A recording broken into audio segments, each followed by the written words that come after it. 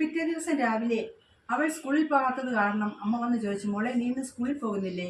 ഇല്ലമ്മേ, ചേട്ടൻ കൂട്ടുകാരെ കാണാൻ പോകുകയാണ്, കൂടെ ഞാനും പോകുന്നു. ഓ ശരി, അങ്ങനെയാകട്ടെ. അവർ രണ്ടുപേരും അല്പസമയം കഴിഞ്ഞപ്പോൾ അതാ പുറത്തേക്ക് പോയി. നേരെ കൂട്ടുകാരൻ്റെ അടിയിലേക്ക് പോയി. അവിടെ ചെന്നപ്പോൾ രാജൻ പറഞ്ഞു, ഇതാ ഇതെൻ്റെ മുറപ്പെണ്ണാണ്, ഞങ്ങളുടെ വിവാഹം ഉറപ്പിച്ചു വച്ചിരിക്കുകയാണ്. ഞാൻ ജോലിക്ക് പോയി കഴിഞ്ഞ് വന്നാൽ ഉടനെ ഞങ്ങളുടെ വിവാഹം നടത്തും. ഞങ്ങൾക്ക് സന്തോഷമായി രാജാ, നീ ഭാഗ്യവാനാണ്, നിനക്ക് സന്ധ്യയിൽ കിട്ടിയല്ലോ, അത് തന്നെ നിന്റെ മഹാഭാഗ്യം, നീ പോയി വരൂ. അവർ യാത്ര പറഞ്ഞു. അവിടെ നിന്ന് നേരെ സ്കൂളിലേക്കാണ് പോയത്. അവിടെ ചെന്ന് സാറിനെ കണ്ടു. വിനയൻ സാറിനോടും കാര്യങ്ങളൊക്കെ പറഞ്ഞു. ഇറങ്ങാൻ നേരം സാറ് പറഞ്ഞു, രാജാ നീ വണ്ടിയൊന്നും ബുക്ക് ചെയ്യണ്ട, പോകുന്നതിൻ്റെ അന്ന് രാവിലെ വണ്ടിയുമായി ഞാൻ അവിടെ എത്തിക്കൊള്ളാം.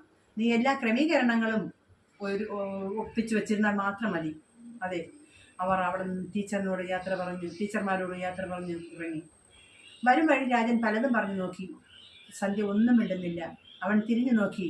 അതാ സന്ധ്യ വിഷമിച്ച് ഒരക്ഷരമിണ്ടാതെ കുനിഞ്ഞു നടക്കുകയാണ്. അത് കണ്ടിട്ട് രാജൻ ചോദിച്ചു, എന്താണ് കാമുകി ചിന്തയെന്നോ നേരു പറയണം കൂട്ടുകാരി, കാമുകനാരാനം നിൻ മനസ്സിൽ താമസമുണ്ടോ കൂട്ടുകാരി, എന്താണ് കാമുകി ചിന്തയെന്നോ നേരു പറയണം കൂട്ടുകാരി.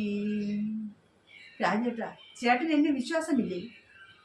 ഞാൻ ചേട്ടനല്ലാതെ മറ്റാരെയും സ്നേഹിക്കില്ല. ഞാനൊന്നും മിണ്ടാതിരുന്നത് ചേട്ടൻ്റെ കാര്യങ്ങളെ ഓർത്ത് ഞാനിങ്ങനെ നടക്കുകയായിരുന്നു. നാളെ മുതൽ എന്നെ കൊണ്ടാക്കുന്നതും വിളിച്ചോണ്ട് വരുന്നതും ആരാണ്? എൻ്റെ സങ്കടങ്ങൾ ഞാൻ ആരോട് പറയും? എൻ്റെ ആവശ്യങ്ങൾ ഞാൻ ആരോട് പറയും? എനിക്ക് ആരാണ് കൂട്ടിനുള്ളത്? ഇതെല്ലാം ഇങ്ങനെ ചിന്തിച്ച് നടക്കുകയായിരുന്നു. സാരമില്ല മോളെ, ഞാൻ പോയാലും എന്താവശ്യമുണ്ടെങ്കിലും നീ എന്നെ അറിയിച്ചാൽ മതി. ഞാൻ ആ നിമിഷം ഓടിഞ്ഞെത്തും. ഞാൻ വരുമ്പോൾ നിനക്ക് എന്താണ് കൊണ്ടുവരേണ്ടത്? ചേട്ടൻ എന്ത് കൊണ്ടുവന്നാലും എനിക്കിഷ്ടമാണ്. പാരീസിൽ നിന്നും ചേട്ടൻ വരുമ്പോൾ കൊണ്ടുവരും ഒരു സ്വർണ്ണമാല, ഒരു മുഴമുള്ളൊരു താലിമാല. പാരീസിൽ നിന്നും ചേട്ടൻ വരുമ്പോൾ കൊണ്ടുവരും ഒരു താലിമാല. അതെ, ഞാൻ പാരീസിൽ നിന്നും വരുമ്പോൾ ഒരു സ്വർണ്ണമാല കൊണ്ടുവരും.